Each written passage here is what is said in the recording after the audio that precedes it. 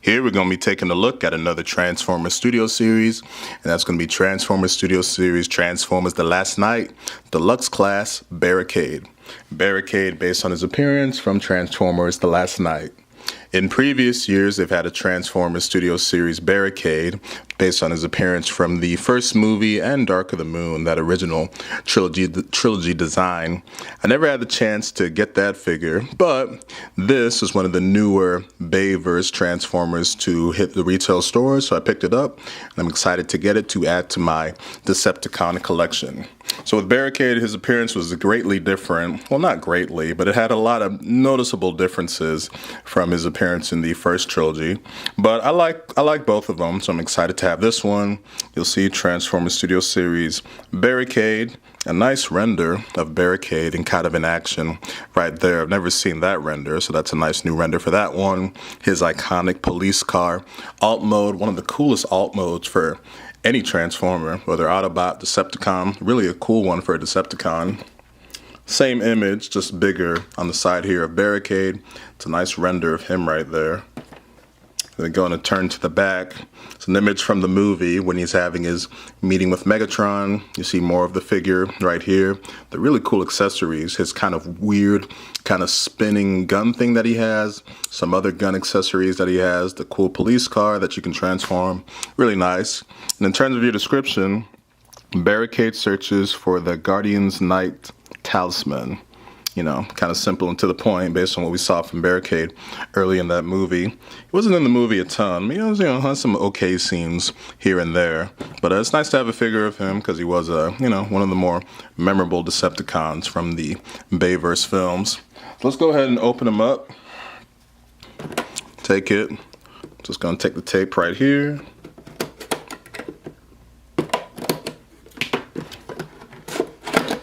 Plies right open, easy and simple. Boom. There we got Barricade, solid deluxe size right there. Take out the usual tie things that he has right here. One right here, one on the arm, one right there, one right there. Oh, and one more in the middle. And you got all of his extra weapon accessories right here that we'll get to in just a bit. But that should, oh, he's still stuck. What's tying him down? Got this, got that. Oh, there's like something right here on the back. Something on his back socket that's like jammed in there. You need to do it like that. And then he should slide out pretty easy. There we go.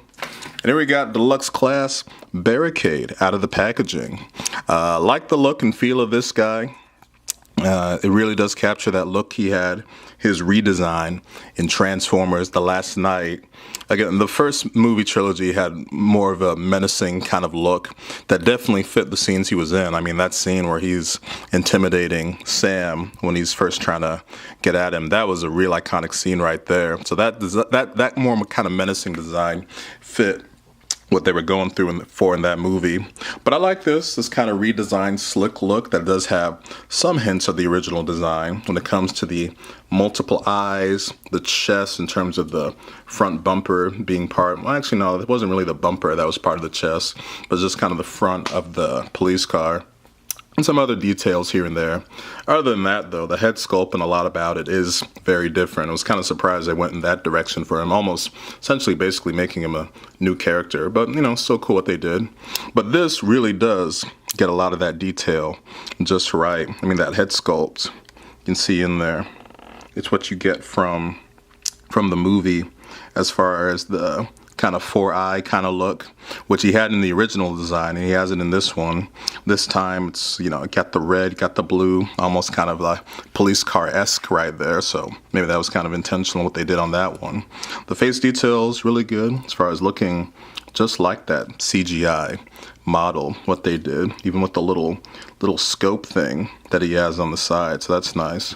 And then the front, some of the details, they tried to replicate, I guess they did the best they could with the chain that he had. He had a weird kind of medallion chain thing that would go around his neck and kind of got the Decepticon logo that was at the chain. But they don't have the actual chain part. I guess it'd be really tough to do that, put in that kind of effort for a deluxe. But then some of the other details, it looks just like that, just like how he would. So I do like that. One detail I am noticeable missing in terms of that's off is that on the sides, on the CGI model, the side of the police car, the side of the door that says police, that would be part of this kind of side bicep area right here. They weren't able to replicate that for this, unfortunately. I'm kind of wondering where even is that piece on here. It's probably wherever it is. They folded it up pretty good because I'm looking. You obviously don't see it on the front. You don't see it on the side. Yeah, they really hit the hell out of that one. So I'll have to transform him and see where the hell they have it on this one. Or actually, maybe it's part of these accessories because there's still a lot more in here. Where you see on this bag would be some of the extra weapons he comes with. We'll take a look at that in a sec. But as far as just the basic figure, looks like it's got all the basic articulation you would need. We'll check the head first. Head can go up and down a decent amount, not too... I mean, it's typical deluxe stuff, but it can go up a little bit, look down, can look to the side, so decent stuff right there. He's got your standard elbows. Can't do anything with the hands. It's just kind of one piece right there, but really nice detail, what they were able to do with it. Same with the other hand. See, in his waist, he can actually rotate a little bit, so that's nice, likely part of the transformation. You got his knee. He can buckle a little bit. Like that. It's a really high joint though. You see it bends right here, and then that's kind of a small part right there, the thigh. You can see that. And he's got a lot of leg right there, so interesting proportions. But then we get to his leg, oh wow, you can't even bend the foot up and down, it looks like. So interesting, not so great articulation right there, but at least he's got an ankle pivot like that. Is always kind of the other way, where the foot can go up and down, but this time it can only go side like that, but it can rotate. It's on a ball joint, so that's pretty cool. So solid articulation from what you would want from a deluxe class right there. Some more fun, got to take a look at the accessories he comes with, which I'm looking at this right now. I mean, that's flat out the police hood of the car right there, so I'm interested in how the hell these accessories work, or why it's kind of separated like that. If it's some kind of extra weapon or something. Because if you look on the box, it doesn't really show anything like that as far as these pieces right here. So let's take a look and see what this is all about.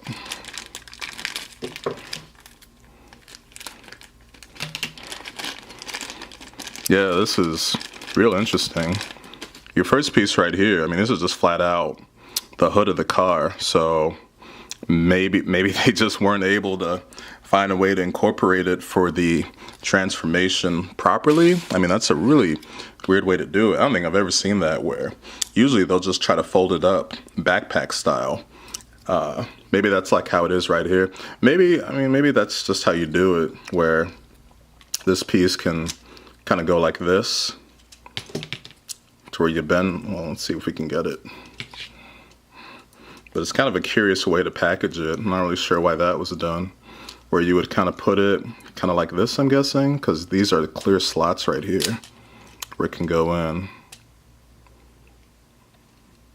Seemingly enough anyway. If not, we'll just save it for the transformation.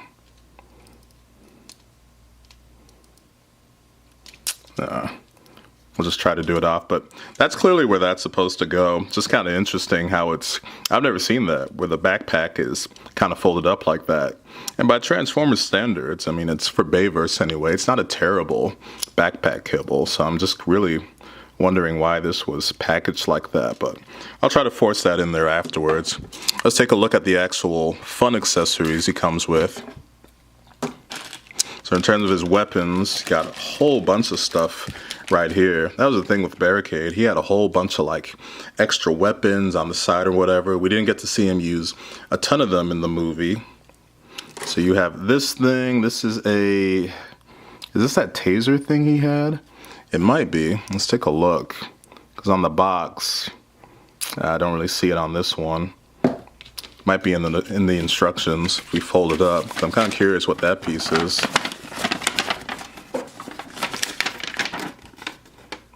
Here we go. So it shows where the extra weapon storage is, as well as that backpack piece goes right there, like how I showed before. Take a look at some of the other pieces, like for the weapons. I'm trying to find this thing, this black thing right here. That is, Looks, it might be this thing. I mean, some of these kind of look the same from the looks of them. But whatever, let's get kind of the basic stuff on first. Let's take a look at this kind of his Gatling spinning gun type thing. This piece right here, it's disconnected.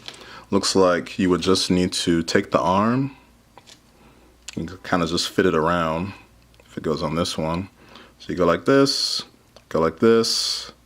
and it should be able to snap on. Maybe it's got to go the other way. That looks like a better fit, seemingly. If you can get that on.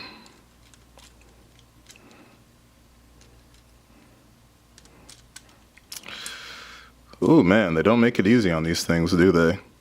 If we can snap that on, I think I got it. There we go. Nice and snapped right there. So there's that Gatling gun thing that he had on the side. We saw him use it in a few scenes, notably that ending fight where he's at a Stonehenge with Megatron firing on some of the troops. So decent kind of look right there that at least gave him that. And for the other stuff, again, he's got this gun thing, got multiple pieces. This one, I guess it's all one piece, I guess, or the same gun, just kind of folded up in a different kind of way. It's this thing on the box right here. Let's see if we can get it to look like how that does, because it looks like it's like different slots all kind of folded up and different like tabs to go through them, because those are the last kind of gun pieces besides this black thing that I have right here. Got to see how to get that in on his hand nice and easy like that. So we have, oops, wow, it does not want to squeeze in there, Jesus, wow. All right, the gun does not go in all that easily, and it doesn't really feel like it's in there all the way, so they really got the size wrong on that one. But that's a decent little gun thing right there. But then I'm kind of curious about this piece right here, because at least, actually, I guess that would be about it. So, because I don't really see anywhere else that this thing can kind of tab in. So these other pieces, you must be able to just like put on the side or something like that. Again, take a look at the packaging, see what we got here. We've got, oh, that's a problem with these pieces. They all kind of just look the same. So the Gatling gun, and then, okay, so this thing should be able to go on the side right here. Let's find the right slot for it. There we go. So that's for the side piece right there. And then this thing, I'm not really sure what this is supposed to be. If this is supposed to be, maybe this is supposed to be a taser, because again, he had a lot of weird weapons that he had from that movie. So it looks like, okay, that must be this thing right here. So this would go on, it looks like this arm, his right arm. So we can take that, and that tabs right here, I guess. Okay, not bad. So there he is, fully decked out with all of his weapons. And if you wanted to take this thing out, this gun out, this Gatling circle thing, you could take this weapon and then you could put it in this arm. But I kind of prefer the look when it's got this circle thing on there, this weird circle spinning gun. So that's a cool look for him right there. So I love that he's loaded with all those weapons. The one thing that he is missing was the brass knuckles that he had, that you actually saw. There was a close-up of them, one that said punish and the other that said enslave, when he first transformed in that movie. Would have been a cool accessory to have, but the fact that he's loaded with all these extra guns and things like that, I mean, hey, can't complain too much about that one right there. But then the last, and not even accessory, I mean, then he has his backpack piece, which it's really weird why this is like kind of detached from him when he's in the box. I've never seen that with any Transformer figure before, where the backpack is just taken off like that. You can see if you look on this photo right here of the transformation, it is clearly a piece that goes on the back right there with the tab. We'll see if we can get it on this time, where it goes up this way with the 867 facing upright. See if we can get it on this time. So we take it, and then it should just need to slide it in like so. I just don't want to break it, that's the problem. Take it, We'll try to do it this way, where we're going up, and then, oh, I think I got it. There, we got it. Here's something. There we go, got it. Oh, no we don't. Oh, Jesus. It's all falling apart. They never make it easy with these things, where it should just be a smooth fit, but no, you gotta really force the thing in there. All right, we gotta line it up. 3, 2, 1, press. You hear a snap. Make sure it's in, and there we go, we got it. So that's how that would line up right there. But it's not a great fit as far as it just kind of hunchbacking out like that. And I have it the way it's supposed to be based on the picture, but maybe I can see why they did it this way, because otherwise, I mean, I think to get a better streamlined look, you need to fold this thing up like this, the police doors, and there you go. Then that's not okay, that's actually not a terrible look right there. So you can fold the doors up, and then it kind of tabs, it goes in pretty smoothly like that. That's not the worst backpack for a Bayform or his figure. The only unfortunate thing is how, you know, unlike the official model, they weren't able to have the doors actually on the side right there. That's something that I believe the Studio Series from the first Barricade was able to have. But, oh well, sometimes you gotta cheat the design a little bit. But this still looks really good. Let's just get this piece back on here. Another side gun. Where did this go? Right here. The only thing I'm curious about is where would this spinning gun thing go if you wanted to display him with the other gun? Because I'm looking on this to see other weapon storage, and there isn't, yeah, I don't really see a place where you would put the other spinning gun. Yeah, not really a place for it. It's unfortunate, but oh well, it is what it is. But yeah, pretty cool. I like the way this guy looks as far as being faithful to the movie and having most of, you can get him to stand up, most of the accessories that he would need. And with that and his solid articulation, you can get him into some solid looking poses to replicate some action scenes from Transformers: The Last Knight. And for some appropriate size comparisons, of course, when you got Barricade, you got to bring out Bumblebee. This is Deluxe Bumblebee from Transformers 1. Not The Last Knight, but obviously any Bumblebee design is kind of going to be the same thing. But these two scale nicely with each other. Unfortunately, they didn't. It was a missed opportunity in Transformers: The Last Knight not to have an actual real rematch between the two. They had a brief little fight in vehicle mode, but that wasn't really anything spectacular. But yeah, these two scale very nicely together, as they should. Here's Bumblebee, or not Bumblebee, but Barricade next to another Transformers: The Last Knight figure. We got him next to Transformers: The Last Knight Hot Rod. These two didn't really have any scenes together, but again, two deluxes scaled together quite nicely. Like the look of those ones. And another one just for fun. Here's him next to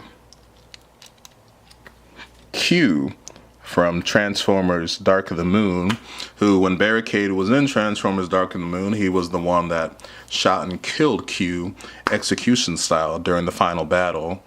He obviously didn't look like this, but this scale would work out pretty well. Again, this is the only Barricade I have, so if I did want to replicate that scene, that's how you would have these two together. So that looks pretty nice, those two together right there, scale-wise anyway.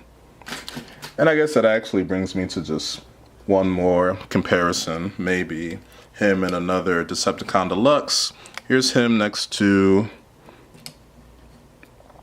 my stupid camera would focus, Transformers Dark of the Moon Soundwave, another Decepticon Deluxe. But you see the Deluxe scale works pretty nicely. These two were in the same scene together during that Dark of the Moon battle. So the scale in terms of, again, these figures, what they were able to do with the Studio Series, as far as the scale being great, works really well as far as what they were able to replicate across all the movies together. Now, unfortunately, they have not yet made a Transformers The Last Knight Studio Series Megatron. From the rumors that have been around, maybe it's on the horizon. We'll see. It would be really cool to see what they would do with that one.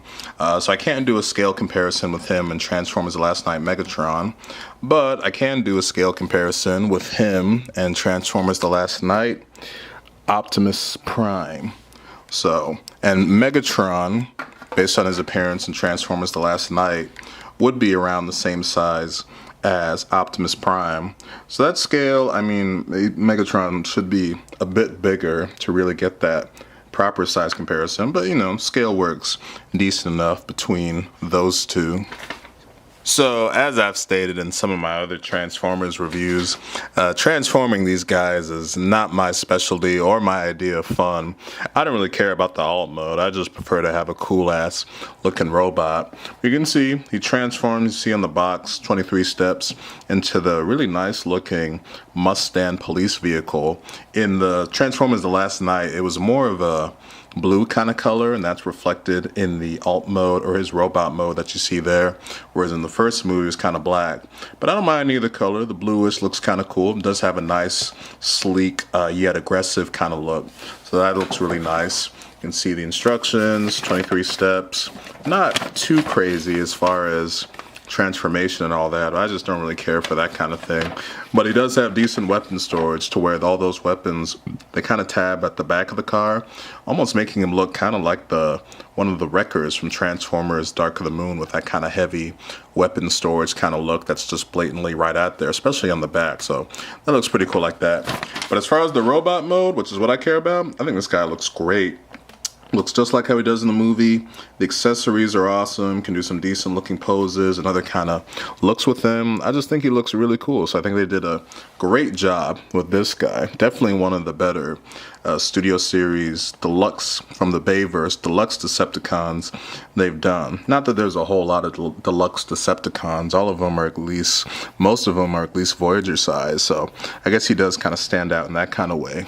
But he would get my recommendation. A lot better than the last Transformers Studio Series I got, which was Q from Dark of the Moon. This guy, a whole lot more fun. You can do a whole lot more fun things with him pose-wise, and you know, he's just more of a fun character. So that'll do it for this review of Transformers Studio Series The Last Knight Barricade. You made it to the end of this video. Thank you for watching.